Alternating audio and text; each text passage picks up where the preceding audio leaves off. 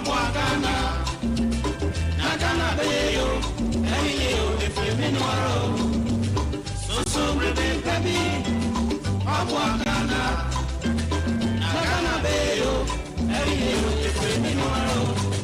The platform, a pramen and your party Pompeiso. The platform, the Cardinal Nana Kesi, Son Sonchi, Ason Senchi, and in Senchuia, a call Batako Bramai and Sinokoso, Atwa Petiaman Timfi, a Sansa Crocotiaco, the platform Sumi, as is in Conda Sisia Jack Amatran Conda Trenufua, Brana Naya Kesi, the Cardinal Tiajum, our peace, 104.3 FM. So the platform, Odoso Pro, Adia Doso and Sempudium, Amadosam, Abrabomunsam, Asetramunsam, and Yamansa who was on some. And it's a wood will be a dear. And in this year, the Cardinal, one in a poundful. Our the platform to be so. Will peace 104.3 FM. And Jordan will credit Mrebiada a free no or Chukopim Nondu. The platform our peace FM. And somewhere is here the Abba, the Acro, and the Yatian, the Yahu, Ninyan, and new dinner a pretro. And in a Sombina NCA, the Banuswa, Evia, the platform. China what you be Ghana,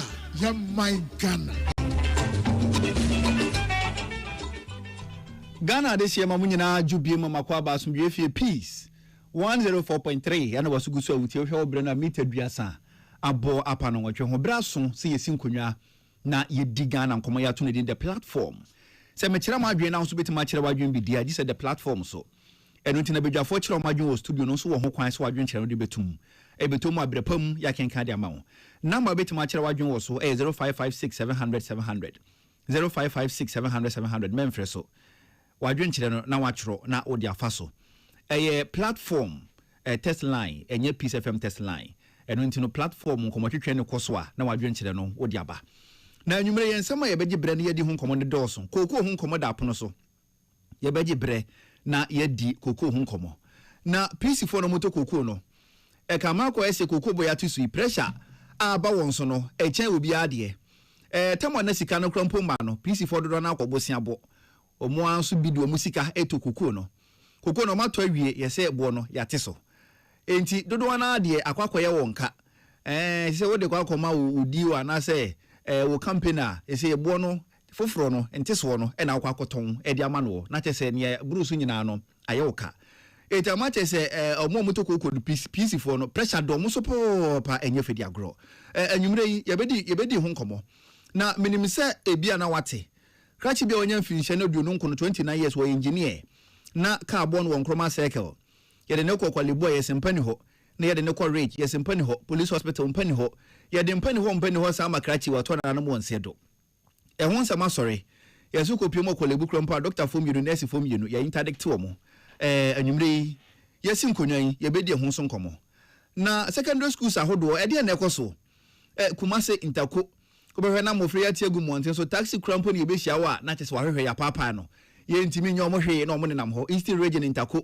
ekowie akiri abofra oba ba ko na omato ne mona na omo nenam ho obi anya omo hwe Central region Nyankopon de fo afie nka abofra ba ko yesi na buaku no de na ekoso secondary schools ahodo mu a discipline entimi enye dwuma ho no mu anemofra no eka me akwese obi a oye ne awopi anwumre yesi nkonwa yi ye beje bre na nyina no ye di ho nkomo abejafo kire omadwun wo studio no se na mekan no so wo ho kwan se wadwun kire odi betum nko ade agebre na ya kenkan de amawo na nwumre yi ye de wura kwaku so ba na hene okasa de ma ban wo betene nka lawyer Kwasi Botwe junior ono so ekasa e de ma NPP wo betene nka na otoso miensa ye wo wuti the platform so ye bete wonka 0556700700 0556700700 na wadwun kire no de afaso betum a ya gebre na ya kenkan e de amawo bedwafo ye krado the cardinal na okesen so atena sentien sebre yebetwe ho abataw ye bank motwetwe bi frase e wo the platform so yetwe ho abasisi a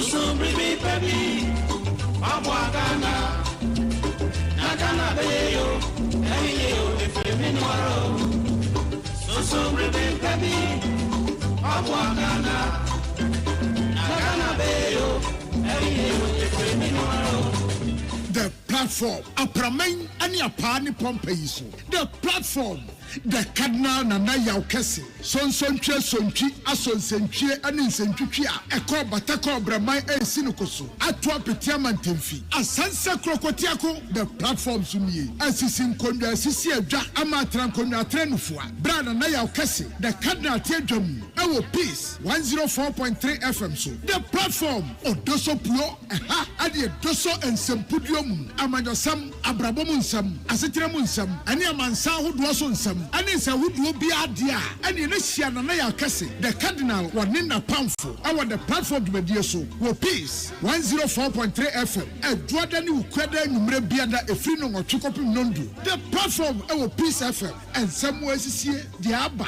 de akro ani de yatia ni de yehu ni nyina ne ne udi na apreto ani ne sombi na yensiai na banu so a ebia the platform chire wadwene bi Ghana ya my Ghana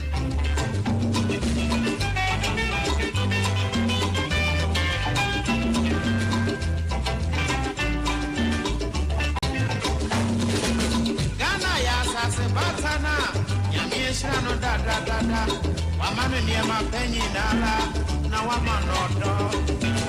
Eyasa se Batana, enter up, Edia hope wendy, Negi baby as Yasubia. India 7 ounce, Yasum Gane, Anya Sapa, that in Chirima, ever be way for. India, so baby.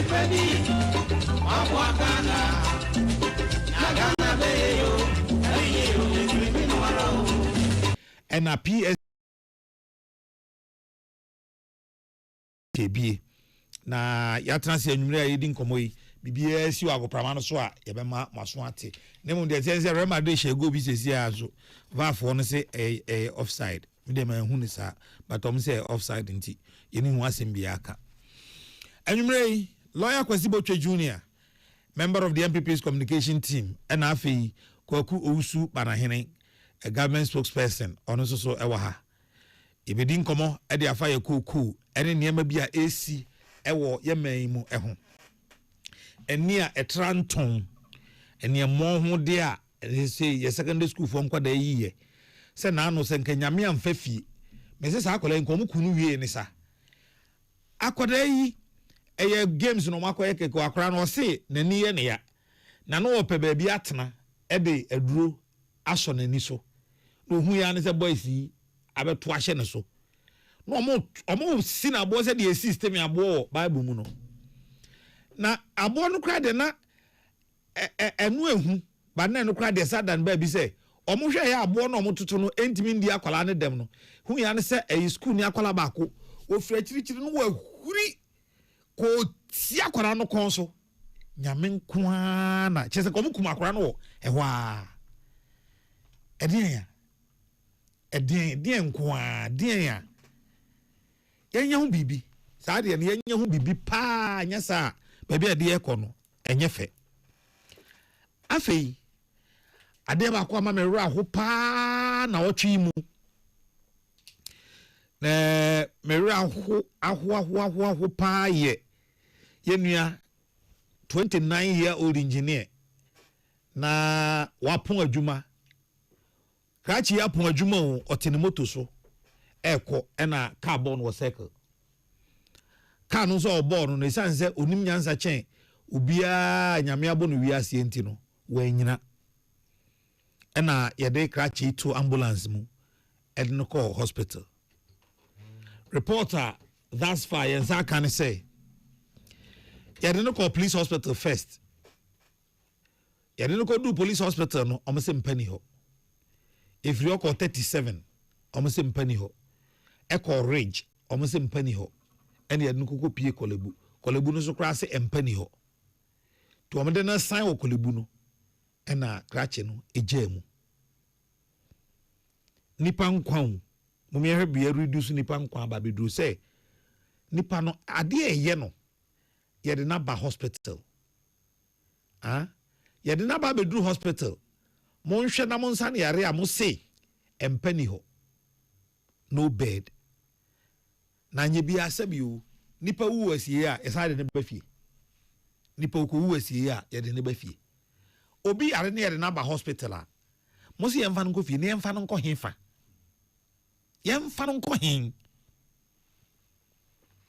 na o say yɛn Roman for a Catholic Archdiocese of Accra say this year no Lenten year ye Jenny yɛn na so for pon ka kyerɛ say yɛn dwendwen the book of Ruth book of Ruth enye book a ɛho asɛm ɔden kra 4 chapters pe o hwɛ Ruth a ɔyɛ Naomi na se o hwɛ to ho acha Ruth e de som Naomi ka kyerɛ ne sɛ baabi a wobɛwu hɔ na mewu baabi a wobɛda hɔ na mɛda nkɔfoɔ bɛyɛ me nkɔfoɔ onyankopɔn bɛyɛ me nyankopɔn na ɔde nokredie tirimufan ɛkyɛ sɛ ɔsom Naomi a na ɔnwene ɔno ankasa koraa ne yɛdie ɛho ɛtu ho akyɛ saa tu ho akyɛ ne bi ɛna nka ne yɛnim sɛ adɔkotafoɔ ne nursefoɔ ɔmo ɛwɔ hwɛ hospitals a ɔmo kɔɛ nyinaa yɛka kyerɛ ɔmo sɛ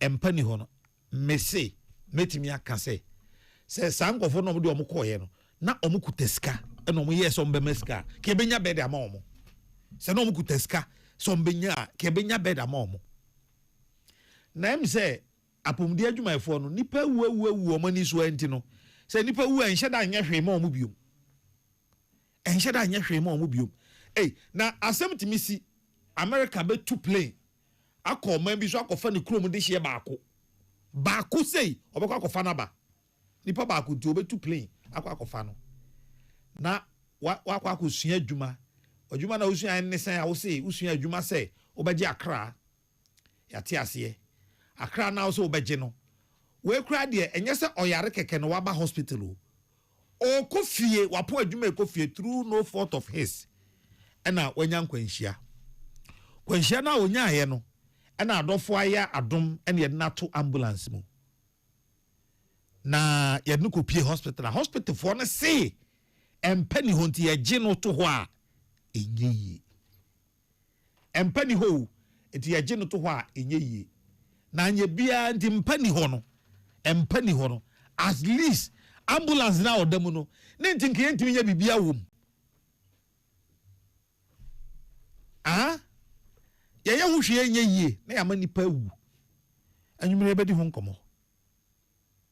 nkɔmmɔ sɛdam kan kɔkɔ usu bana hene wɔ ha mehwɛ anim sɛ lawyer Kwasi Botwe Junior ɛnso bɛba bɛkɛn ho na yɛabɔ nkɔmmɔ ɛgyaku akɔ aba ya anua na ho te sɛn hobo ade ade akyɛ yɛ bibia ɛkɔ so yɛdɔ bɔ ade ase sɛ ne President Mahama abedi akyire Professor Jenano Pokwajima ato forcing ene Ewura Sami Jemfi ɔmhomɔden a ɔmɔbɔ ɛwɔ ɔman mu ama economy ɛdi yie ɛkyintim ɔma famu deɛ ɔmɔyɛ akasɛ Ghana ɛnyinaa bɛtaa ɔmɔkyi yɛbɔ ɔmɔkyi dɔm na fapem no a President Mahama pese ototo research the economy then the microphone research the economy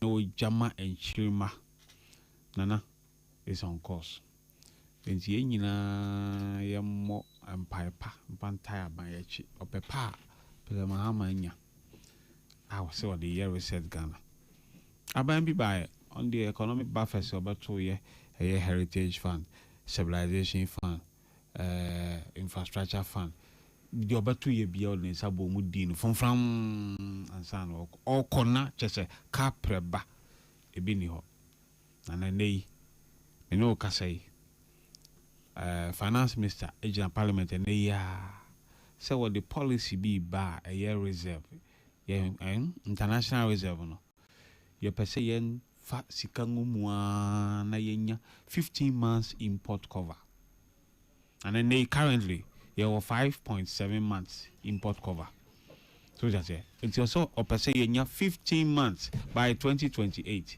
It's achievable.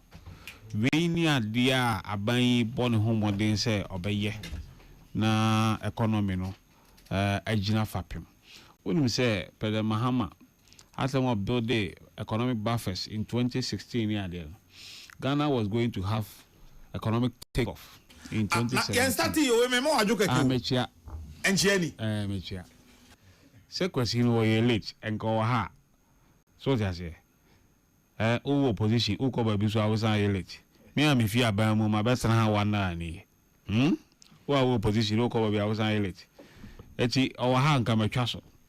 Nana enka ye benya economic takeoff in 2017. Ena Fofi Antwata ye de lose power. Ena Nana Akufo-Addo ne Dr. Bawumia abadi economy na akoye chi 50 years back. Afei ne ye fill the economic holes omuja ya beto. Eti nana ebechia Ghana for se ni kakra ye omahu afie etwamu yi.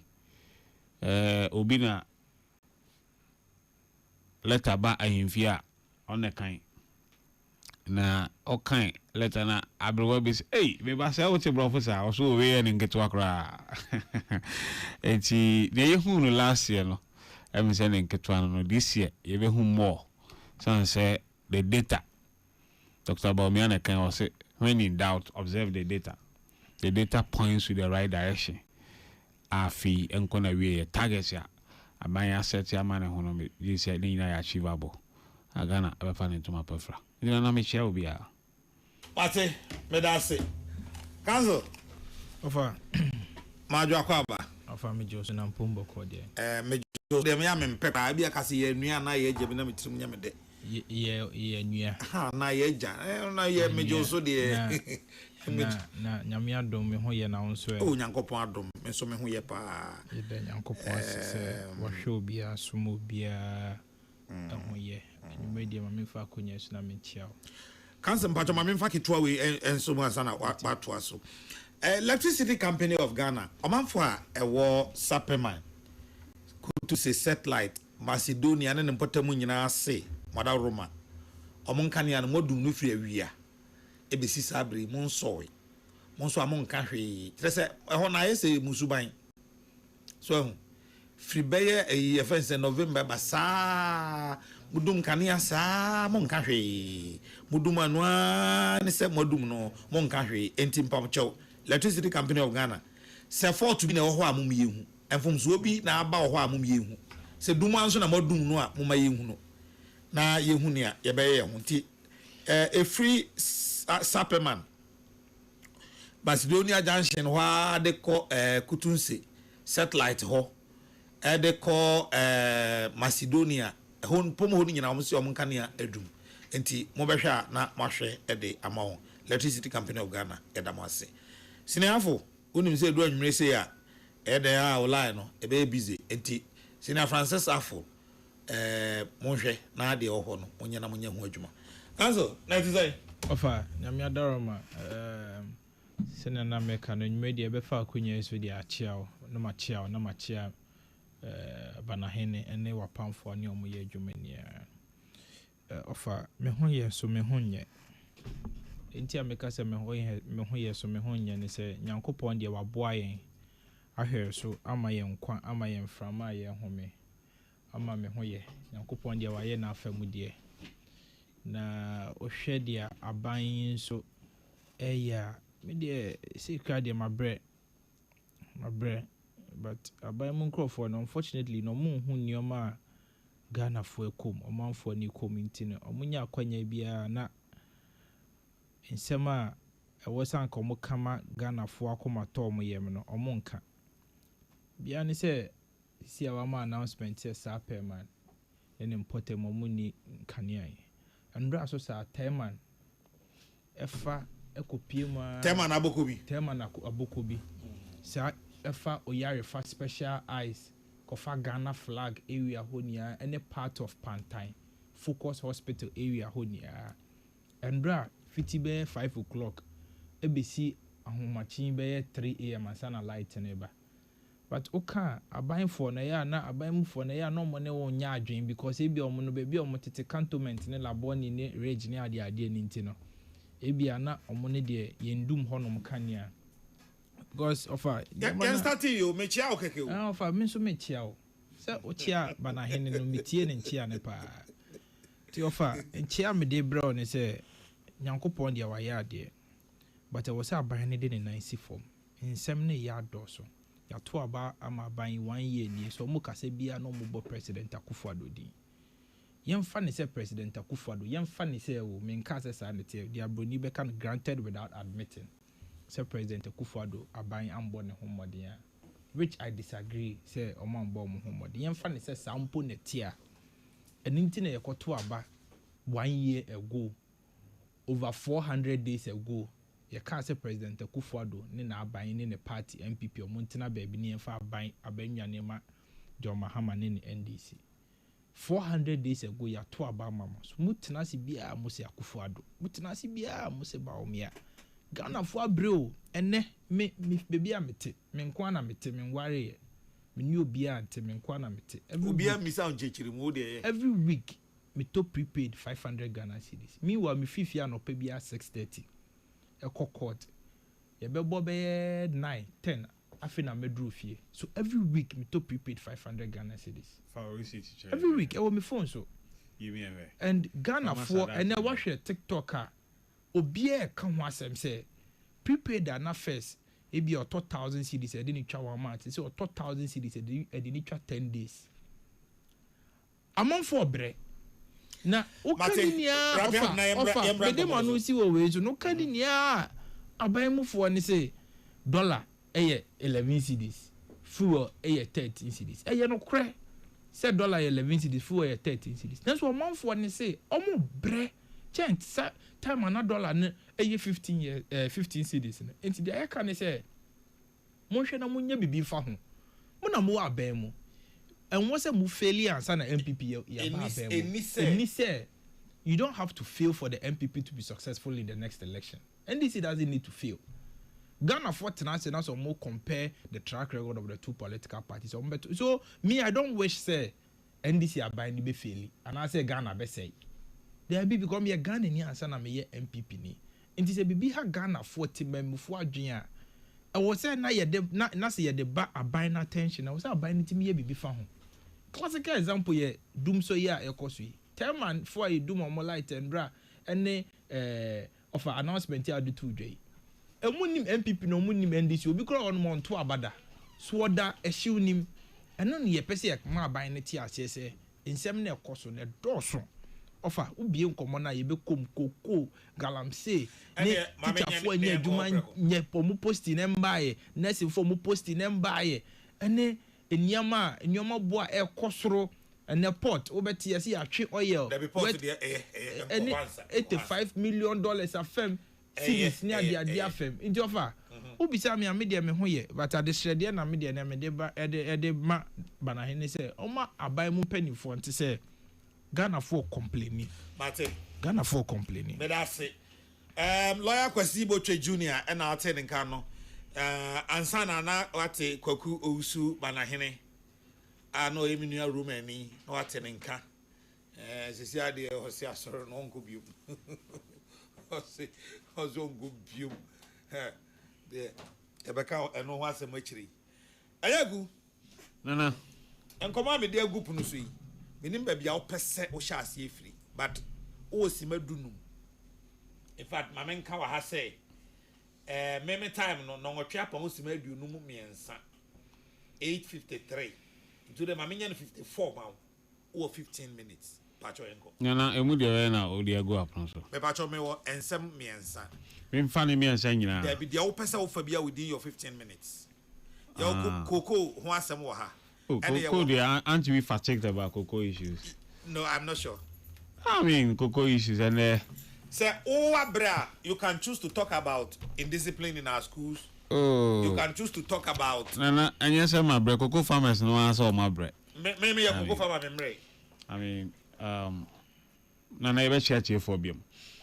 Let me say, cocoa and somebody there, minority leader, and then a micro minority for Shia.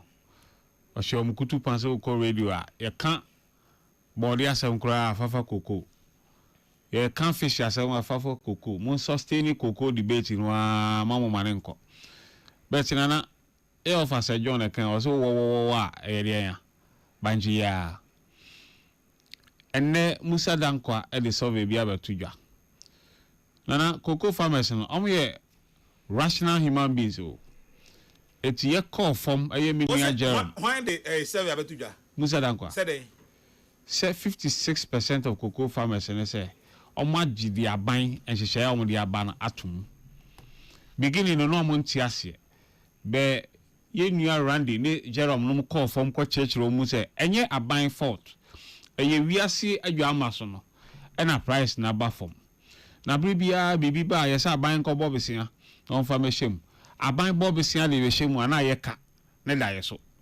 enti say no de ya to ne dada ne de aban se obetua sika dada no ayeden amamo na emom 50,000 tons bi aka ye beto no eno de new price ne ye be mo o mati ase because omnim say input cocoa input aban be mo fertilizer spraying no ne pruning no ne ade nyina aban be ya mo free so ade no ne aban be twene titan say chenchina chia e was it on the old price no emayen and now aban bi betwa mu a covid baaye no yesi ye maye nsuo ye maye kanea ye de so yasene covid ni twa mu wie no information minister be ka kire say o man fa maye free omo je omo de ene kwasi kan electricity ho asem enhyehyeye a omo ne IMF koye ne say every quarter there should be upward adjustment of electricity tariff and water. It's young sense show me IMF ka mu ja ho no ene mo mo yes an share even sika ne kra ba IPPC no mo ntuom ye ba ye na ya streamline payment to IPPC and kanea no ejina so just small hitches bi na obehu ba bi na e bi asi wo no na nye general dum so say abanom ne ade so just say ene mi nua Richmond Roxy unya friend say problem abani as spokesperson to energy ministry no normal quickly omo dey amom technical team ni ade no mo resolve nti mi gidi say dey wo dey atumi omo beye nana ya okase cocoa farmers for 6 years na cocoa board they running at a loss. In fact, Dr. Bawumia 2024 election you be saying say cocoa board is on the verge of collapse. Are you aware? Or say I'm not aware. 6 years, boy, he Edu's administration. 6 years. In fact, cocoa bills near every 6 months. And your bond only a friend bills. Now you tuaka. But almost kwaje ya afeni enjimi tuaka bi 2 years, 3 years. Afeni ya si enjimi dey. Ya kwa ya ma ya bosia biam. It's a day enjimi fa balance sheet of cocoa board enko bobisia. So finance minister has to clean the balance sheet of cocoa board. Send ya de kwa. Ya be ma ya besia na ya de ayre. Ya de abeto cocoa no. Prompt payment.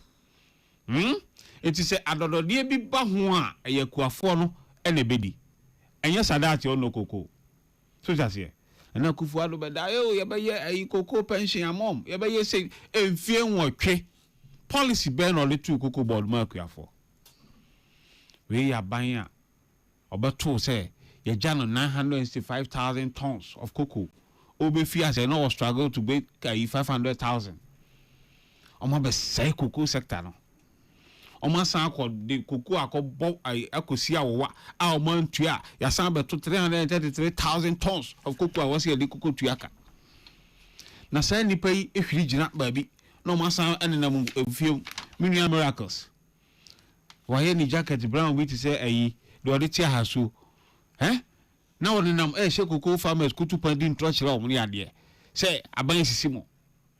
And they ye call from church which they almost say omni aban ebeko. Because they say the deregulation. Cocoa a bill ebeko a parliament. Ama a born cost row ever yamas was our born near the mom. A buffer must our born nomina. Send a fool and then your price a competition. OMCC waiting in the we actually Sani ebe cocoa sector. So just it's ye nyina ye nya botre afi ba akoro anko yi afi wei ye promise cocoa farm de e deserve am biar am sabeka aban ba ko oche mu miensa na am 30% aban wei se obeche mu am 70% uhwe mu a aban wei abon ho modern ene cocoa farmers edi ni ye edi cocoa nsam de nana ye mfanto ba bi na aban abon ho modern nana me de no birth syndrome to ho ayare ho sam se na akufu alo bae na so be solve no bed syndrome enti oko procure 10,000 beds hospital beds and normally be see park so and normally ahoma so mu no mu twa mu we are providing beds at my hospital benana hospital bed ni nyese bi ni ho space ya wo de bed ni kosi na wo he eti bed na oto ye egudam anfa na wo de kosi say hospital room no e fa 4 o ti bi nkoye le 6 honya boarding house because obi yare ni wo so ben obi eti wo de ani so be provide infrastructure no na wo de beds na ye asisim na ma ye de ko sa facility wa ye nya bi amoma da so na obo trimu po see Dr. Baumia advice wa o see 111 hospitals at a go. Who does that? Ebe we are saying what is man we back across na woko. Various stages of completion. Ama ya boka over $400 million a need one hospital to show. And ka first 10 hospitals. Na faji udi neko. Nenye fully operational. Be wa anya na see Dr. Baumia advice is only 111 hospitals at a go. Abrabo na na kufu ado be boy no. Etiende yeni hospital ye dey say bed na okoto bae no e be ko gugum ama patients adaso. E ya reho some say obi be lose in life. E wo no ani man mu say wa nya bed anaso nti. Nana emergency case accident you say ambulance no nya le yo mu treat patients wo mu nya eno so na enema e wo mu no entimi treat na at least some first aid bi ni ade a ometimi aye sustaining for some time and san no nya bed aman so me sa ai bed se mi e bi ato mi nua medina chi disi kwache nana wo si free car bo na taxi bi be born no pan o medina wa nyina aman for the motor chasing no man nya no mi wo fie ni e frame me say ya de unua ne ko University of Ghana Hospital enye UGMC hospital ba dada no koda ho enya sankto ne nan nyina bubuye hitch and run drivers ayara ho some branch here losing life na yanti me nya onipa no a ode car ne be board wan nyina kra nyame mfa ne kransie going forward no mate say parliament say yenye enhwehwem hospitals na ye do mo ko ye de ne ko ya including police hospital omo nya bed ama branch ye no ama wahwere ne kra ne yenye hwehwem because na bi wo kra na bed no ebi wo ho but why na enim you say ye ti udi na ya okese ne ye de na bahai you say wodi minu yakuma ye say kwasi botwe na abai o ne benya bed ama no na bana hina mini di we kwa ye say bed ni ho ye de menam so just here eti be a hospital administration no eno so e ka ho so uko a hospital I say don't leave bed empty ndu kwa na doctor or interview ni adia wo ye dia adwuma ofi he ni adia ye hwe salary so we dey obeti matua mun detain ni kakra na de wato na de drip asi so ni adia they have to fill the bed and no be make it to pay them hosam na President Mahama Kesaba se foto bi a ye de beboa apomden ayare sane ade nti ye na efre ankrokra ni enwumako ni ade se omun donate to the fund yi a ayema ye nyina enne cancer treatment kra they are sponsoring nana hospitals are yes here ya nwe ni ade we have to complete them na ye operate emagana for nya dai enya ho mfaso ni nyina hia sika so ti ase eti no yemo aban achidom na yenhwe ba bia ekwan kakra da fiscal space na yempesika because aban starting project no wa nya dedicated funding bia no answer no sakobo consolidated funding mu no ko yi $400 million ebi ni hobium di ni sa keke nipa munya bebre kra nkoye ade yetueska mom ma hu se auditor general flag say nipa bi 15 de omo anko site o but yetua $6 million each am adiri free say you see hospital omo your party for go and see their names so we ni abra na Akufo-Addo Bawumia government ebedi ye na nei Ghana for to abatia o unprecedented being seen that 38.2%. 1 year was an Fabia Quanchen yede say me some power ba. Who baba wa ye na say economy who some na obeka and the economy and now finance minister the economic data etuja. Say for the first time in the history of Ghana, say aban bia boss so me beto ka 120 billion. Say na Kufuado beto ka 120 billion from Kwame Nkrumah Breso. Office no the carry cost 714 billion. Huh? By the year 2018-2019, no do 400 billion. Or so my idea because me carbon actually NDC for them. But we ya buying one bar. The debt ceiling cost I reduce by 81 billion cedis through prudent management of the economy. Ebi see that. So that's me boy. Ebi see that sa buying be able to no see my very reduce debt within a year no. I reduce by 81 billion cedis.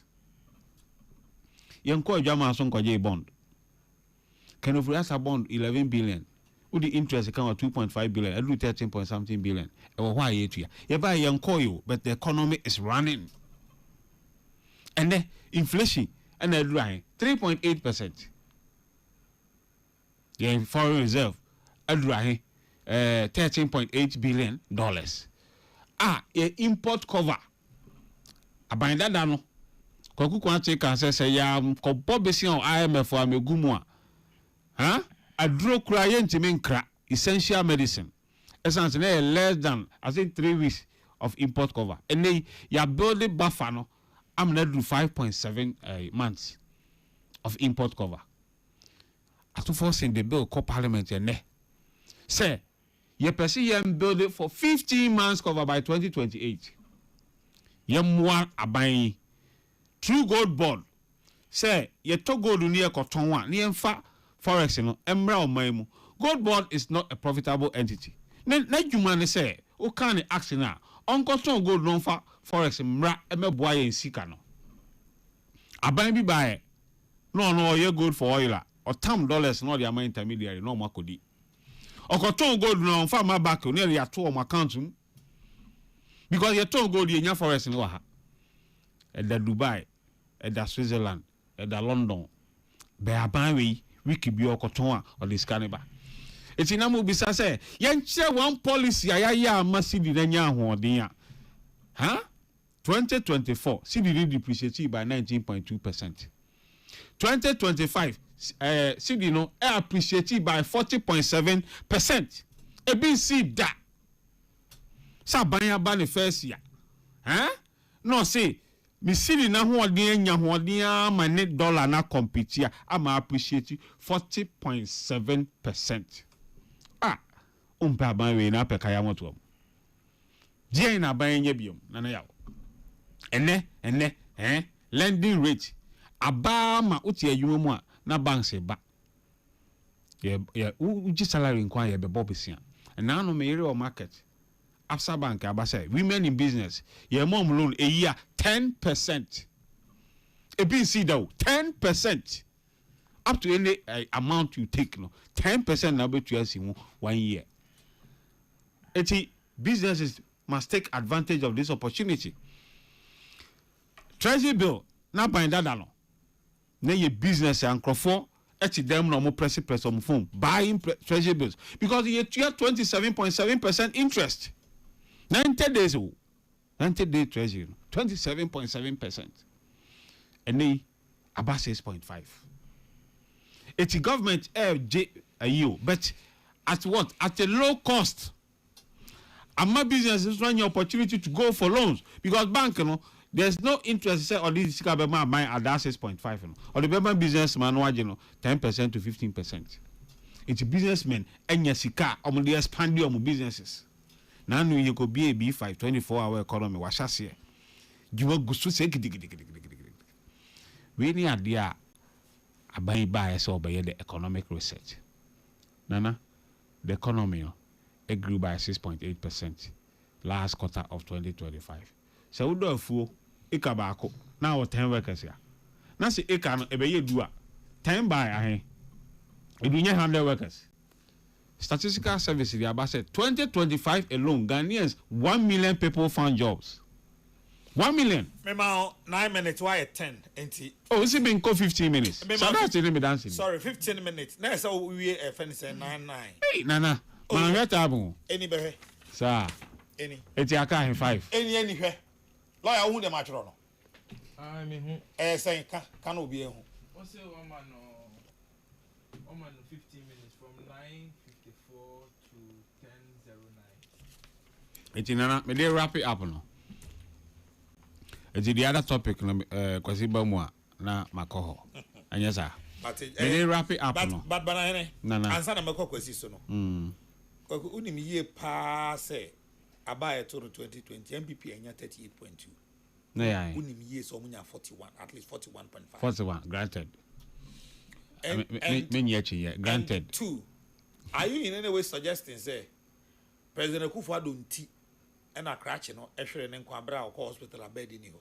Nana. Senka President Akufo-Addo esi 10 hospitals kura ewo ni dimu ejaya enka bia branch ya ahwere ne nkwa. Because care no because our hospital no. Yes.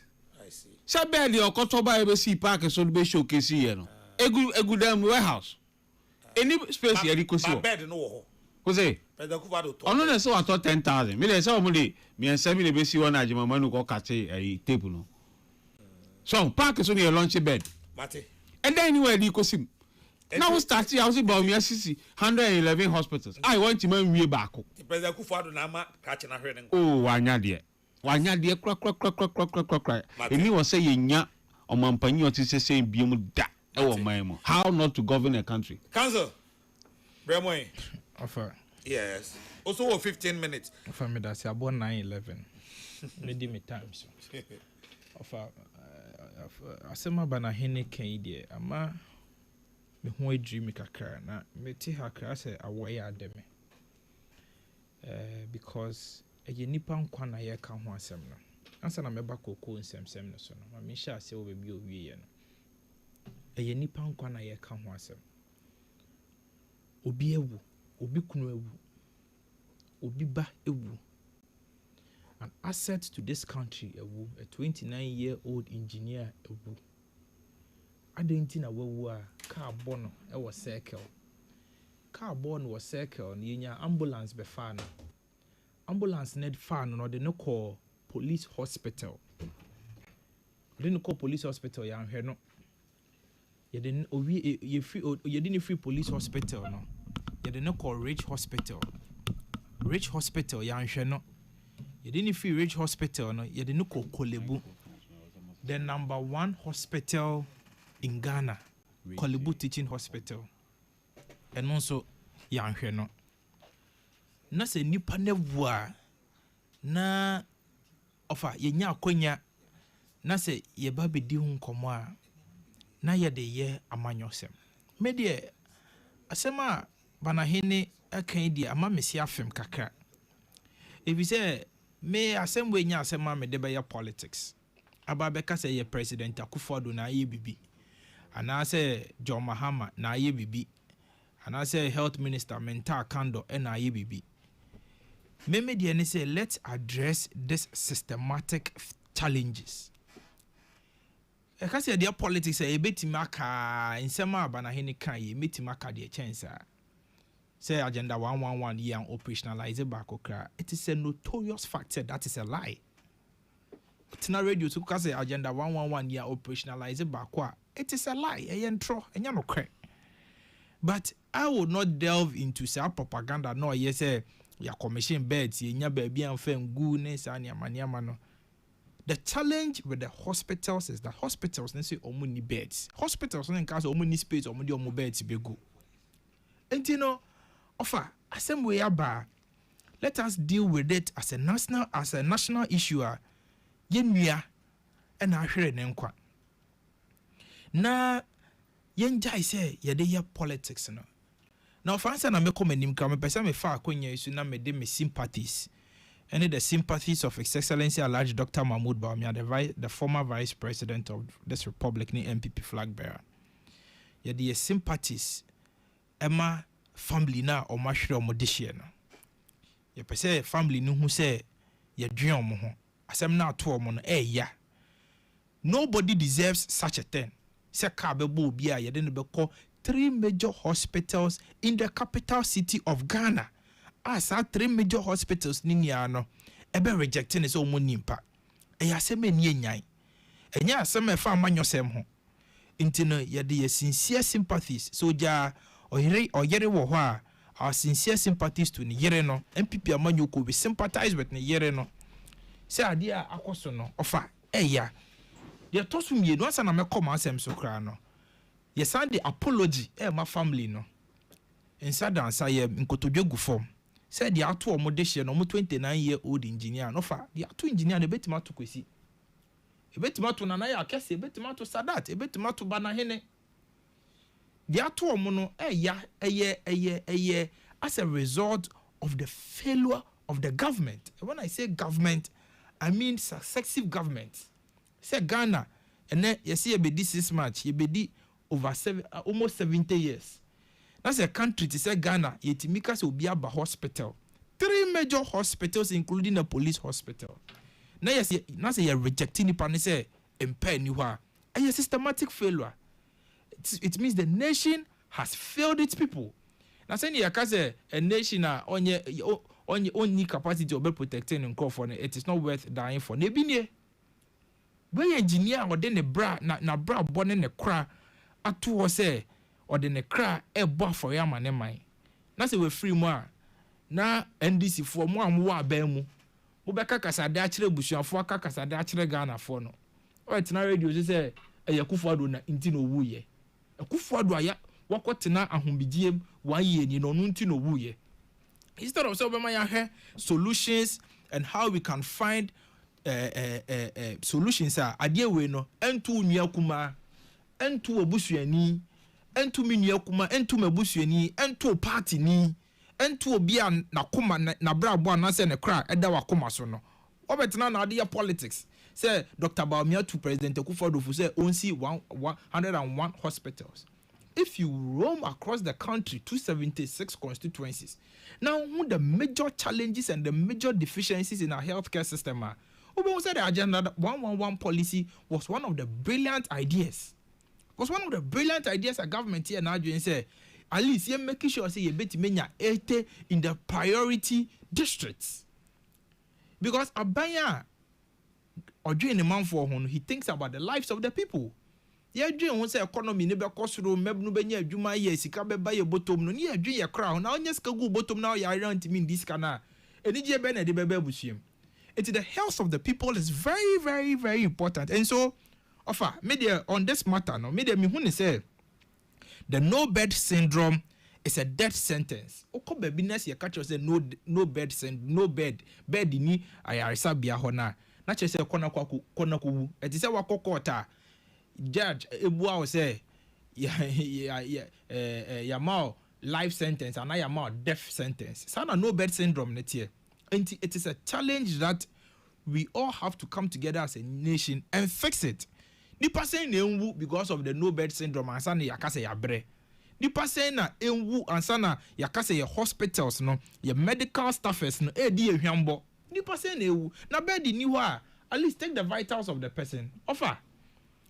Me come him no me nua ne kasa he made one point I think says on that point in there me ne be ya adwen. Say President Mahama ade adie by a friend Mahama I agree with him and disagree with him. Say nya idea politics. You can't anything on health. It is not something that we have to do politics with. Say the initiative biaba. Na say ebe boa Ghana for ma omopo mudin ho aye yi say na wo kan say the primary aim of Mahama care ne say chronic diseases or mo be hwa. Ofa obeje di say I was just reading a data from the World Health Organization or more survey bi omo be ye wo Ghana has say nipa 40% will no move out of chronic diseases. Annually, nipa 40% of the death rate is due to chronic diseases. And also, nipa 70% is due to poverty. In Ghana, of a nipa 70% no, not just say sika wo fear, ya rebi wo honoma Bible cracker, say sika ya ade ni na but nkwanso wo Nyankopon nsem. But say sika wo ho ya rebi wo honoma etimi bo ebusuani bia we dey say sika wo hanke ebusuani nkonwu.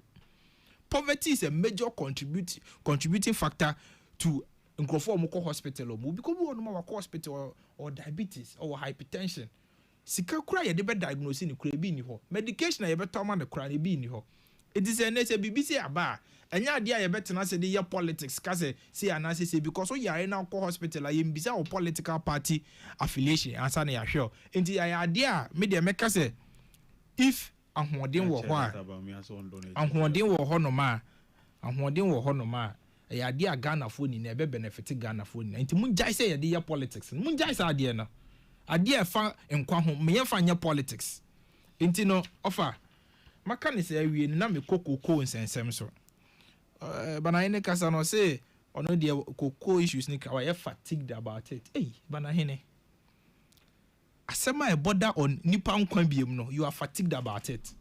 Do you know the number of cocoa farmers that are dying as a result of the insensitive decision about we are taking? What is it? Offer the number of cocoa farmers. Now we be asking questions. What is it? Ayari, but okay, say we answer no be on the questions. In Timpacho, accord me the same courtesy, respectfully. Government rep himself. Nkofua cocoa kuafua ewu as a result of sa decision we are modiabe. The reason why I'm saying that is because I say cocoa kuafua ni pi won mo fie call money. A lot of them are on BP medications. A lot of them are on high blood pressure medications. Ebinum so wo hono ma omukra ebinum wo kidney medications so. Na koko kuani ne de ne koko akwa koko crash. Yamano cheat and I yamano receipt. Na 50 October abai ni ntua ya. One moment na ha ka say idea we should be fatigued about it. We will talk about it until say mo betua koko ekuafo neka. Ye beka koko once meya kopem se mo betua koko ekuafo neka.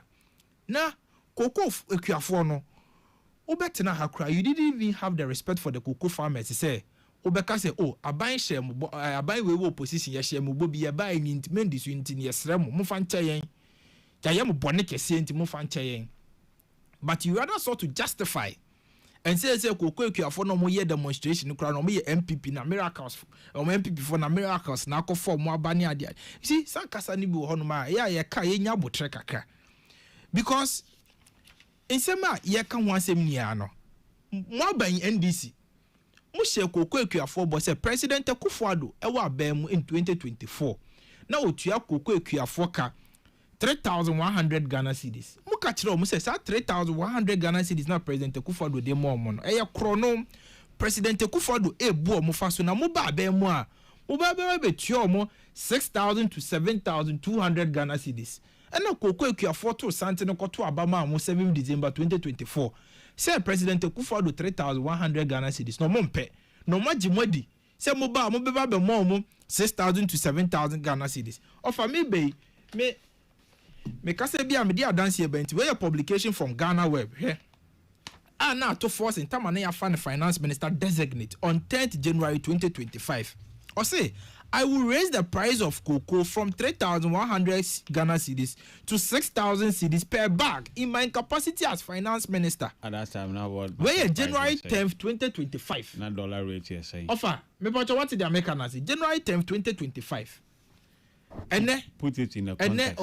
Bana hene na umbisa ne question esa second round no nya umi ma on kasa wo ene se ni apo wadaruma enti asa na world market price na say na waka mo tumfu trogo akuafo na ni mu say we ni am feeding nkometan we ni am feeding nkometan enti me wo say me ye politics wo ye more politics unya wo time na wakasa world market price at that time na wo cancel politics na ye time bana hene na dollar bana hene na free abai mu aba mo position for nkasa respect opposition views kasa tin top yeah reduce your posture ne kakra no position for kasa yenya ready a debate opposition na ye na ye ka de cost wa Ghana for abrabo mo daroma mo be share Ghana for sa aboshe we say mo be mo 6,000 Ghana cedis offer o kind publication we ya ato force nkasa asem no economists be a friend Dr. Mary upon catcher to force and say sa promise here or dimbe yenya Ghana the control cocoa prices na cocoa prices they control at the world global stage ato force nkatcher and say tio me kai obrofum or see we have thoroughly examined the data and we are certain that this choice is both feasible and essential not just say o mo hwe data ni ehun say cocoa na ye dwaman so and the control prices and then so they are certain say abiding in the ombeya or mobetia. And then banahene kasano or say cocoa no Ekufuado never say cocoa sector no. Granted without admitting say President Ekufuado ni MPP never say cocoa sector na inti tifi mu na mu abemu munye ni ye. Amemu amosi ese cocoa sector no to cocoa ku afford 3,100 Ghana cedis per bag. Amemu amosi mo ba be ye cocoa kuaye no yi amu be hwe cocoa ekuafo asiti na mu. Mo ba ye no mate sa 3,100 Ghana cedis no so e de ko 2,587 Ghana cedis. Abami enu we no. How do you convince me? And how do you convince any Ghanaian and anybody say 2,587 Ghana cedis? Eye papa e wo soro 3,100 Ghana cedis. Madaroma, asemi ya ukeng, bana hine, emfa kwemu. What's the MPP Jakoko board ka? Meanwhile, MPP ye free abemu ye Jakoko board $500 million cash in the Ghana International Bank account. Akoko board mube toso in January 2025 NDC for ba abemu. No for the tosu mienu. Ato force en katire in the budget mu say cocoa board between January to April 2025. A brand cocoa near $11,000 to $12,000 dollars per ton and make a profit of $1.8 billion. It took Kaboma cumulatively no cocoa board and make a profit of $3.9 billion in 2025. What the bag Ghana Sikanima at 39 billion Ghana cedis. Asema Yebisani says Sikana cocoa board for $3.9 billion now cocoa board for making here in 2025 as a more revenue. Where is the money? Where is the 39 billion Ghana cedis? Sikana way. And then Oka almost Ekufuado. Oka almost Dr. Baomia. It is not President Ekufuado or Dr. Baomia's job to pay the cocoa farmers now. It is the job of President Mahama to pay the cocoa farmers the 6,000 Ghana cedis he promised. What mean just 6,000 now? All reverting to the 3,100 Ghana cedis now. Abanda dano edija hono. Meba. O time na me de ma ono aso. Ofene kama me conclude here. Meba. O time na me de ma ono aso. Bana hene interjections inti mama 2 minutes. Me dance. Offer 2 minutes no. Asema meka ne say sikana 39 billion na profit now cocoa board for making ye no. Ye ni be bia sikana fa. But what we know is that cocoa board for muso muniska omudi betua cocoa ekuafo ka no. Omunye sika akwakoto about 150 pickups for the operations of cocoa board. Uni sika di mama cocoa ekuafo no na offer. Once I so make say bia me dia dance here ba we NDC manifesto 2024 manifesto the resetting agenda. Uko page 41 eka cocoa ho asem. Tie promise omuma ye in cocoa paragraph 3.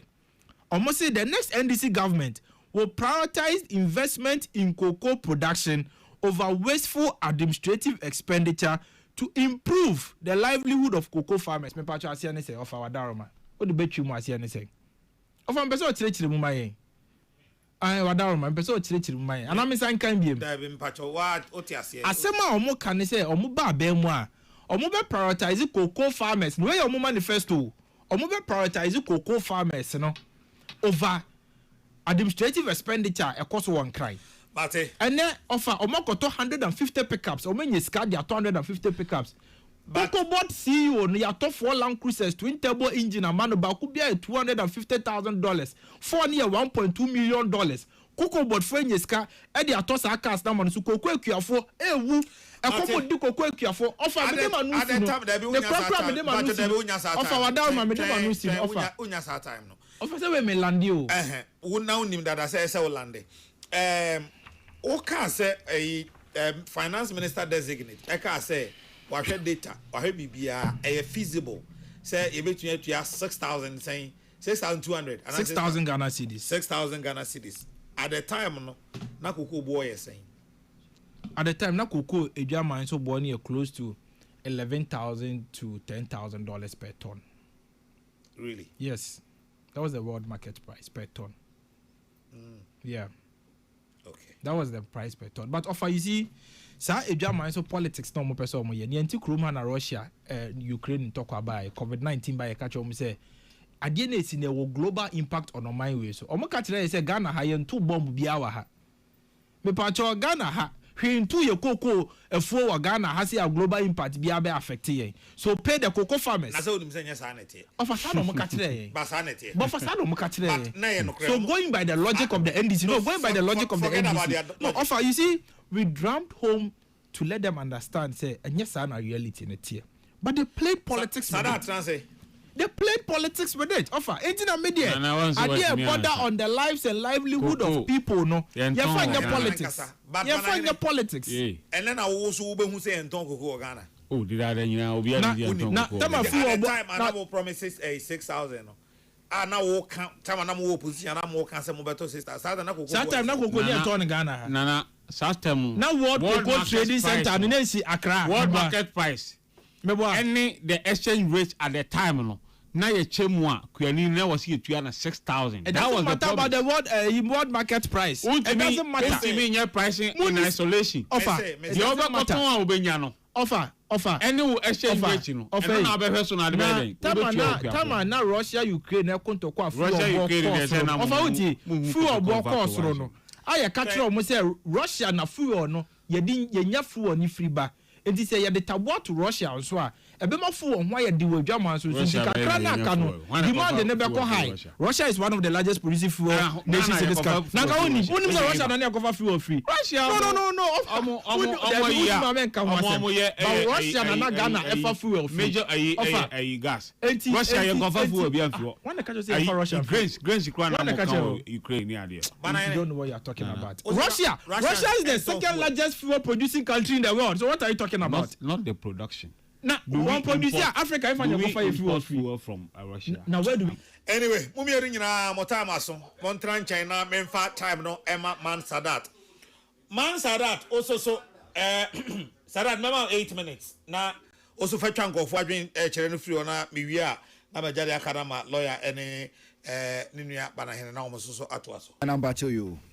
We say na yakese anyimire mi chia papa. Na wasana na cocoa farmers ne nsem ne de yare ho sem papa na ye frame DKM Farm Junction na mede madwenkyere efiri na media ba betumo. Good evening na yakese.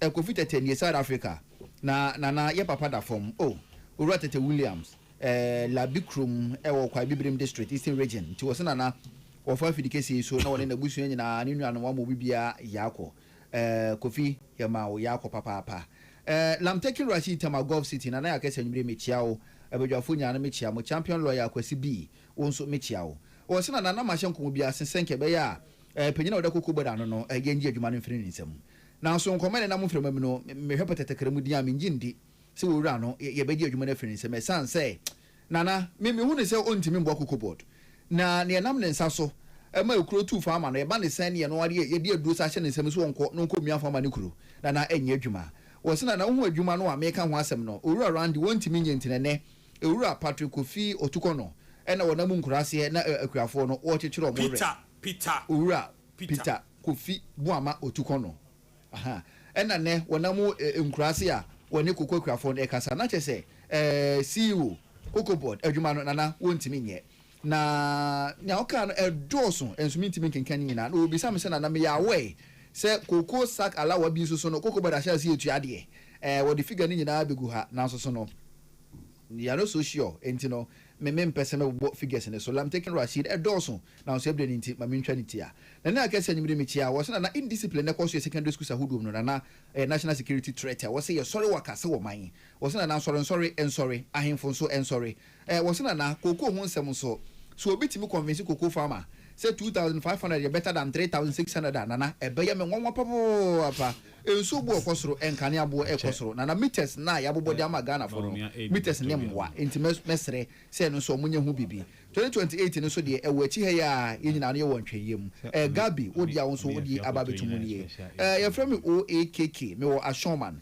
guru na akase topics ne de okay wonso odi ne de fache mentimi kenkan wo every reason say radio no betimi adum no na nya wa kyerɛ ma me de me ka se me kan afa kyɛ me mintimi nkan na kwam aboata Ablikuma Central AK nana lawyer na o kan lawyer ho asem bi wa ha say lawyer nti o nti platform and the reason now they aba ase ho no nti no ntimi kenka fa cheme na na kwa mo aboaten Ablekuma Central AK Dr. Baumia will be president 2028 was na yekoko farmers no mesre se wo de na aba no mu so musa na omunu mu so fa ntwen ope na wura musa down kan so pese wo kire yen se koko akwafo no mani age se ya to omusika so enye sa o se e de kurum ha na yetie na kwa mo aboaten Ablekuma Central AK Dr. Baumia be president 2028 won so dia de ebetu se enra me hu press conference bi sa ko bi o se 20 cents say wa wonya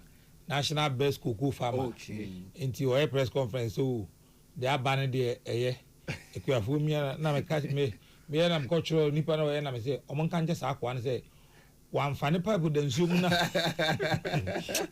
wan fane pipe da nsuom na enya wana mpere ba bia ntran no enjai say wu no to waka na to na pipe da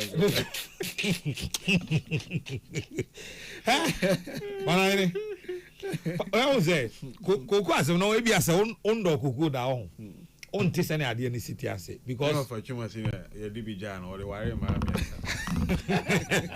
that is kawo bala ni we sa unye bi da ho unti wa for bien tua school fees on say sabre ya wa hey sabre koko no eso apia ni sa o koko ni ho it from sabre ya akoka se koko be nyini no koko kwenu oni hwe ho se oni asase fufuro bi won chen ba bi a wode be do bode ne banche wode be didi a because koko na sorry a altinity no koko na kumbode ne banche ne menken na wafu nu nya nta koko fu nu mankasa no aduane ni ho okay aduane ni ho no so no ono bode na obedo wo enchen ba bi kra no die tuto bibidi de wode be didi ne ade nya ade obetimi akwakoton nya sika fim de tua school fees de tua hospital bills nti koko kwani na ote wo no na ni da so nyina ne sa koko no a ewo no enti se meti koko na minya ebia bag mienu a se ya to koko mu kura no a me de minim se manya bag mienu se bia 1000 a de minim a ne se ye bie koko a mekwa kojiska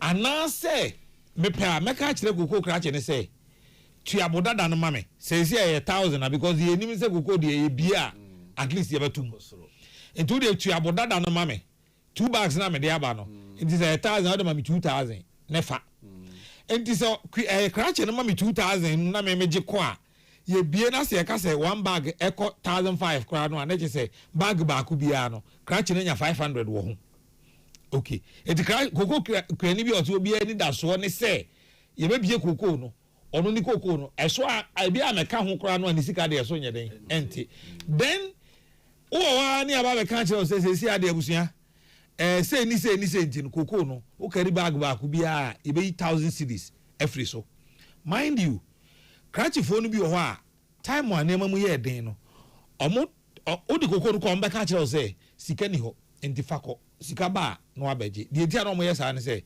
koko na nkaza auto si ho a na so ti wait no so ti o esi ho no wa pack no bag ni so na so ti enti ono no nyi megu ho na onim time sika ba aba be ye ne ka enti sa wo sa de sa koko no ko ya sa tam na koko ya 3600 na udi ku 2500 enti se na 10 bags na odi kwa obenya 3600 ese odi kwa obenya 26000 se sa bre obenya 36000 for 10 bags na ese akwa obenya 26000 it means say we lose 10000 Ghana cedis na se musa dan kwa be hwenya me nim ka kire say krafo no so mani age ho a ese ono ani data odi ban enchire mu no ato masum eje nana mami chiro bia kwesi wawie sara cha wie wawie faka crave wawie sara hene yanko sara titamu na so okay we se na me do ko sala se ko home we se na me do ko nkonya bia ko ya district oti region ko se na yenya ne ntie se sika no yetua de ma PC4 no na so na oba nkonya koko ne de ma PC4 no sika ne mai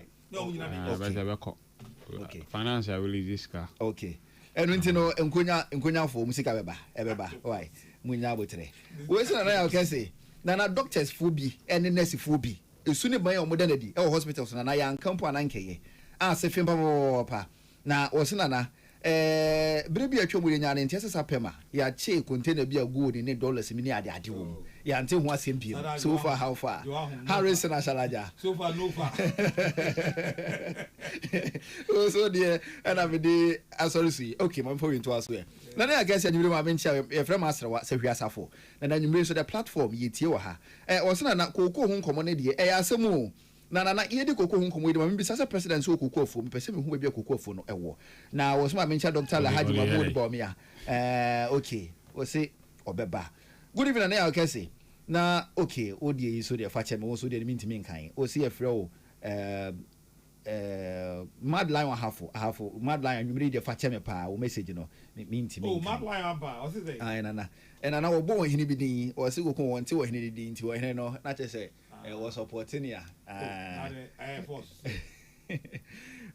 nti mad lion you de fa che yem pa wa good evening na kese you me tiawo na o se men kan che bana hene say na mpa che yo o se men kan che bana hene say ye ni campaign period na twam dada enu nti no promise no promise Ghana for no na Ghana for hwani mu edi efiri won chen nti ma unja se o attack MPP no wo se ye frame God is great production if you come number 9 na medi buy me no amede sori sunie woni na ya okese wo se na ene ekoso secondary schools ahuduom no na asefem na onim se ade na ye kire mofra no wo school mu ahuduom no omo right omo freedom privileges no ena ye me se ye nhwe na ye nya hu bibi na ase mofra no se freedom ne right no mo ya ate ase ma na boro so enti na ne no omo penko a ena omo ye na wo so susu se books ahodo na ansa na beba no ye ma ye professors na ye mpenifo bi ntina se nge bre nhwem emu da ho ansa na ya print san kwanko ba sa na se right freedom ne sa privileges na be ma ho kwama mofra no o ma ti ase kosi ase fekofeko dia ene ene be hu ene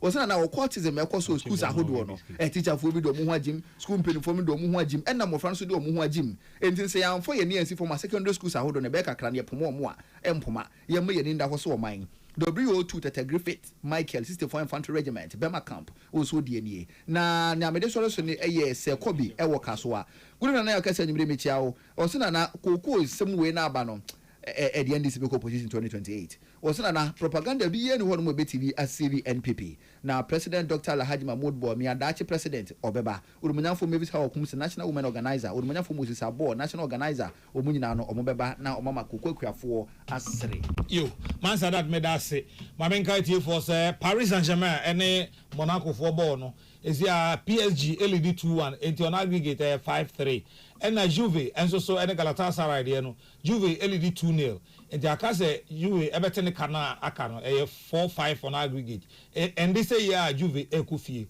afi Real Madrid and Benfica there no so see akan no asima edu watwe Real Madrid ahemienu a Benfica so atimu bako and 3-1 on aggregator say and they say yeah asamaba enya ama eye ya be fie papa ka Benfica fo no ya ati omo kan so enya ama sa nyame de oye pa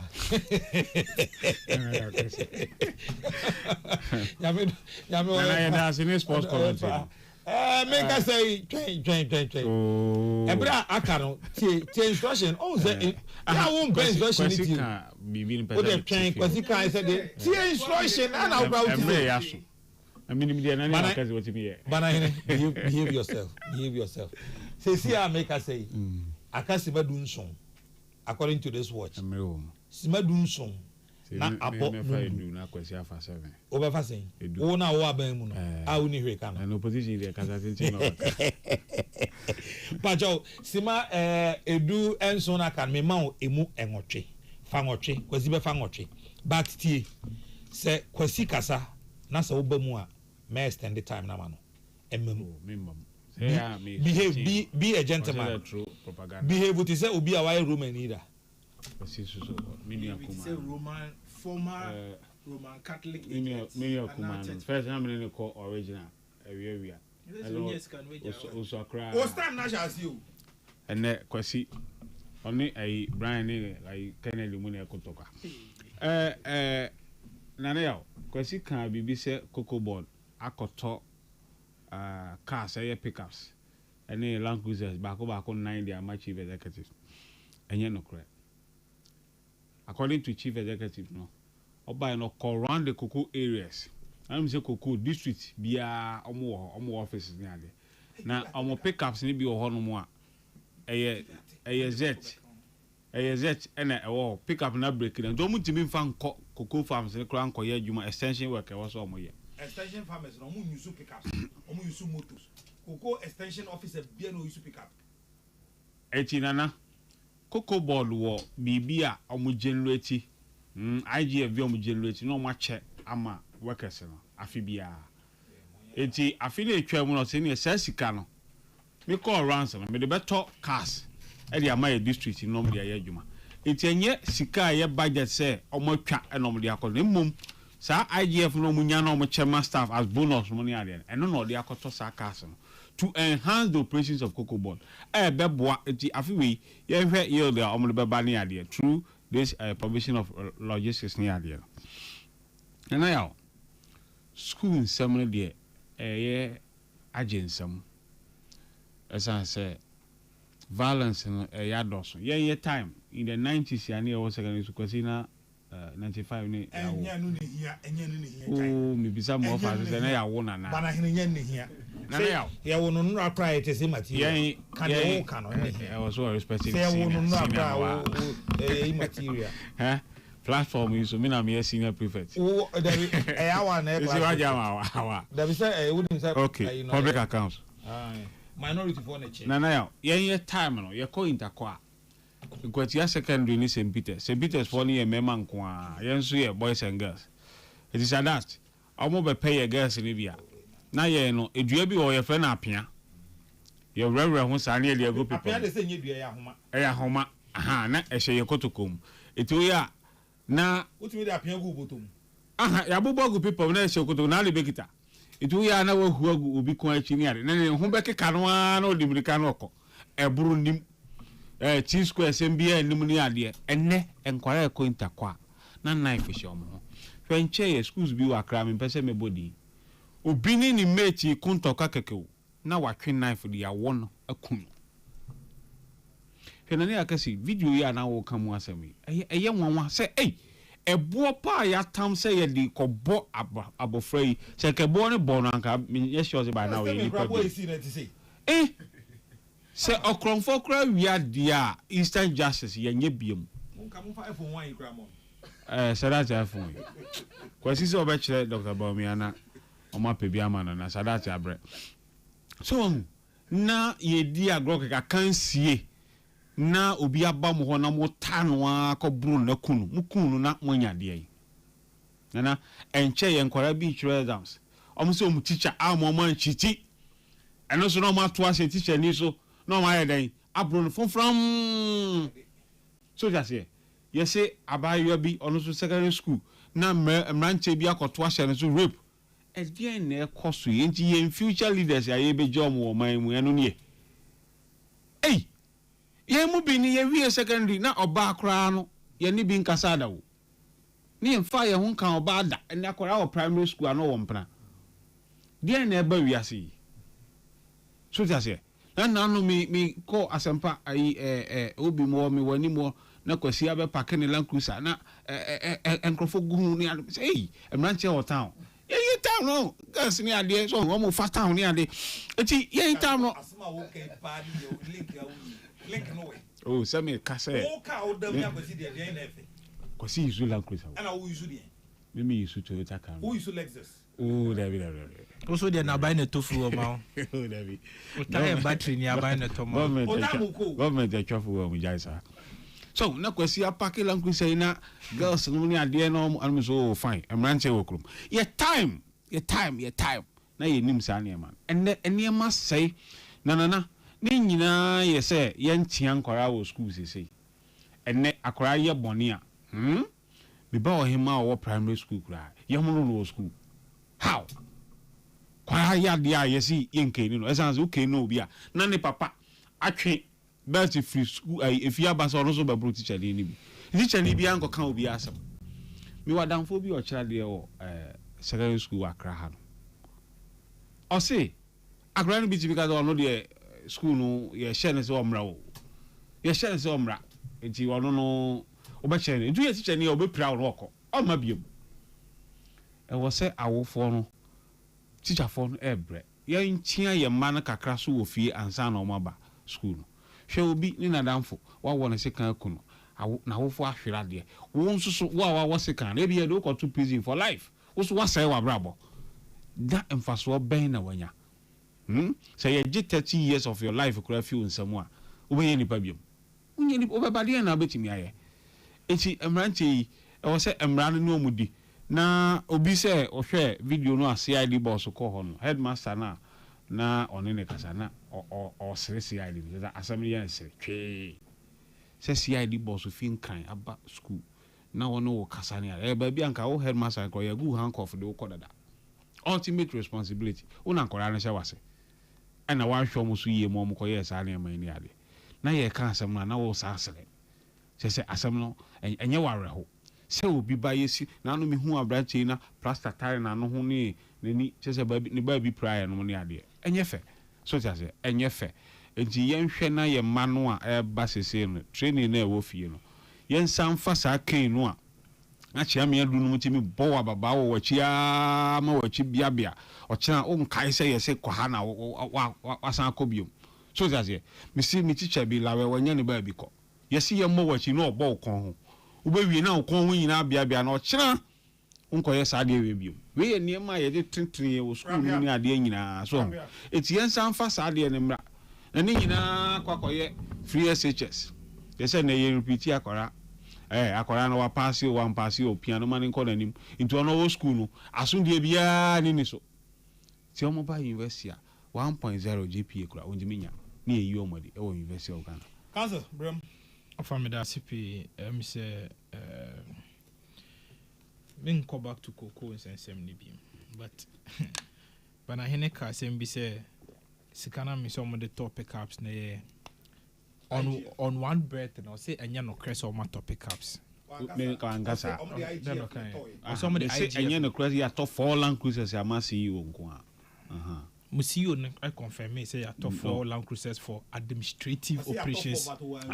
Absolutely. So I say we say Thomas CEO. I say Thomas CEO. No. There only deputies. There was a purpose. Only deputies. CEO for Land Cruisers. Dr. Bamia or campaign. Offer. Asema ye kan wa say me dey say wa admit say Cocoa board dey omo IGF ni ye dey ba dey internally generated fund. Not just a Cocoa board dwuma omo ye no.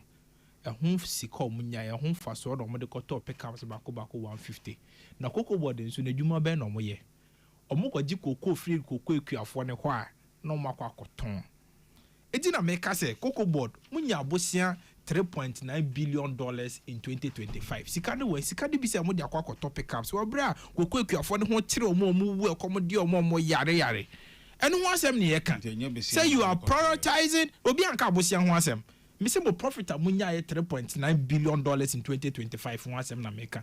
Until you are prioritizing the lives you are prioritizing the lives, you are prioritizing a pickup and the luxury of cocoa workers over the livelihood and the lives of the cocoa farmer. That is the case.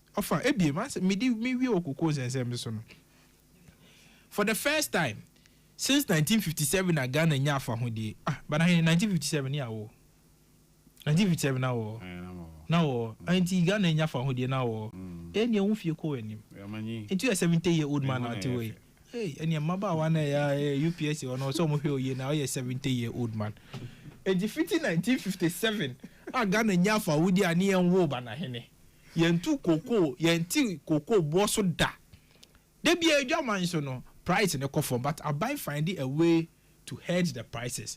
But this is the first time in the history of mine Ghana.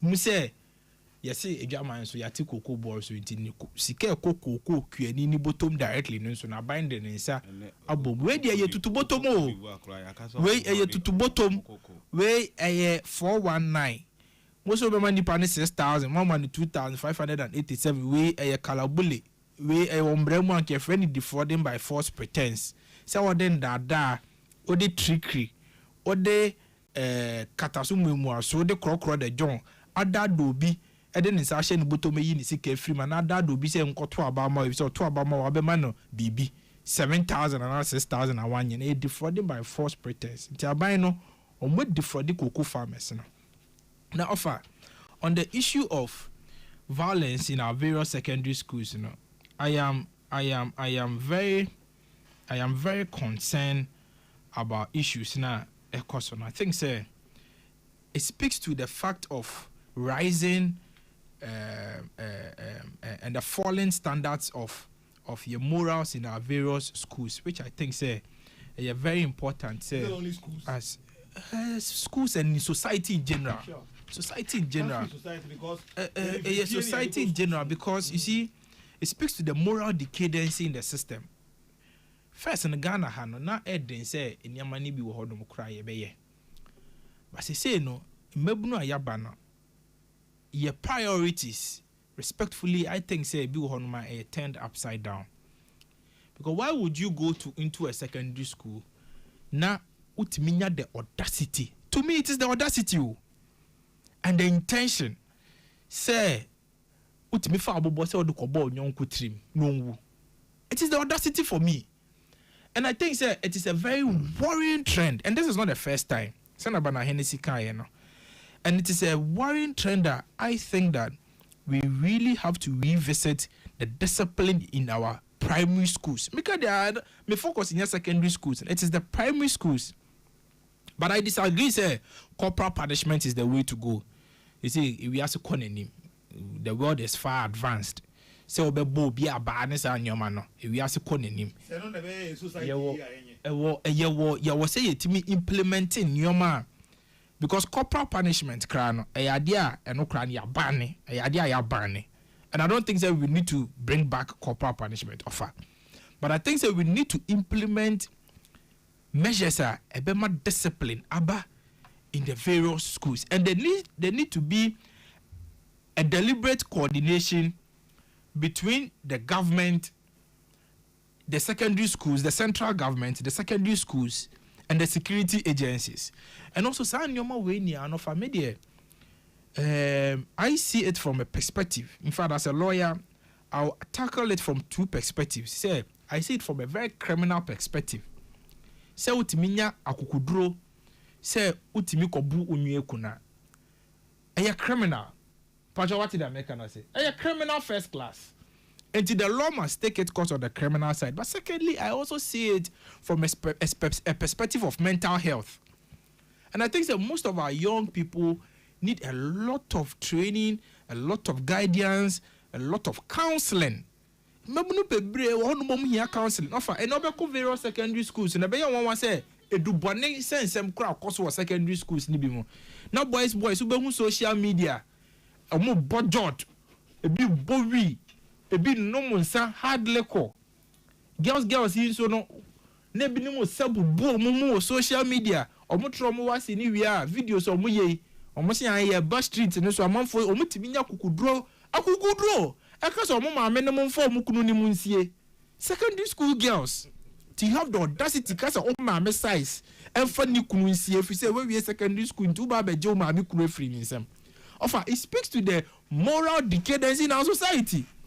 Your society, your discipline, conform. First, no crowd, through cross or mammy crab video crash. O can oban and not bear myself. Usro crosser, o mammy and no papa bones on your baby, jina baby. Impumechi baby didn't come. Usro. Next one, that is the order of the day. Ajiwe mpie, no more day, skirt and kitty, esi or musisi so. And then Tadian kitty, no munam chrome. Ubi so more, must see a Gen Z. I am also a Gen Z. But the fact that you are Gen Z doesn't mean say yenyama sebe tafrate yenyama any society no ebo ebra. And I think say we need to be very deliberate about the counseling. And you see, yenya will role to play. Politicians but not radio so in our advocacy it is very important say you be advocating for enyama papa. And we also have to live by the standards. And sorry will role to play. I think say church being here the counseling unit. I was here counsel our young people. The mosques have a role to play. The media has a role to play. They say so content ni be a one media programs, media stations ni be so no. A being so contribute to the moral decadence in the system. Offer. Now yenti o my webinar just 2 weeks ago. Ye can one sem say Abrante be free Russia. Asia young girls were cram on near the oh yeah, was follow me. Yeah, was follow me. Now money the nechi. Offer. Sanyomo when you speaks to the moral decadence in the system because Sani paya or ye follow me a young girls need you mechi. Se sanka nipa no ye serial killer. Sanka say nipa no or ye organ harvester say no. Ye kuwa ni ye 2 akoma, ni ye 2 kidney, ni ye 2 lungs, ni ye 2 ani. No more koton. And they say no crown no more chemicals are. Say omukun we are omudi gu so na one nane ayet say sugar. No one nane. It is a nipa no or ye organ harvester na nanka oku ye young girls na. Uncle Fanko Bayes and no more when you are no too quite free because the most worrying part and it's on one person and two social media my you and young girls Nikran and Yaku could draw say a branch every free Russia but not say any now or the IS. So I think sir it's a collective effort that we all have to be concerned because you are not concerned. It will get to a point there wouldn't be any society in this country because our society is breaking down. And I'm sure our society is going to break down beyond the point of putting our society back together. Into offer. Medema nusi na sema make nyane se. Medema nusi na sema make nyane se. Ye papa nom, ye nuanom, ye maame nom society ahemfofo, ye nia we have a role to play in making sure say we build a very disciplined society to transform into a disciplined nation. In this country, the indiscipline is too much in this country. Too much. Mate. There is too much. Nana Okese the Cardinal. Good evening. How I wish this question will be read with the name withheld. Okay. Is reshuffling so necessary over replacement of non-performing office holders? Looking at the Catholic Church structures, bishops prepare their priests for specific roles through studies and other avenues to handle such roles effectively. Do political parties take time to prepare individuals to handle some ministries and offices like CEOs, or do they just wait to win political power and appoint individuals to some positions all because they have to fulfill constitutional requirements? I would advise political parties whose game is to win power and rule a state to train some individuals to occupy positions to reduce this trial and error way of governing a state. Thank you. Okay. Oze. Wa unia kuma Sami Jemfi. Lawyer. Lawyer. Unse nasi afrim. Eni pa boni fobi. Sa no. Me mpesa mete no ameka hu news wa say. Akola 18 years. Baako 18, baako 25, and a baako 38, and a baako no cry the osan the omukunu no the osan audacity say police for banason or no tutu ekum police for 18 years, 25 years, 30 years, moment ya adwene say you kum nipa man ye. Na the American say eye ebranda ebai. Ye kodi papa no 1 week e okumase. Nti adofo party for ni adea.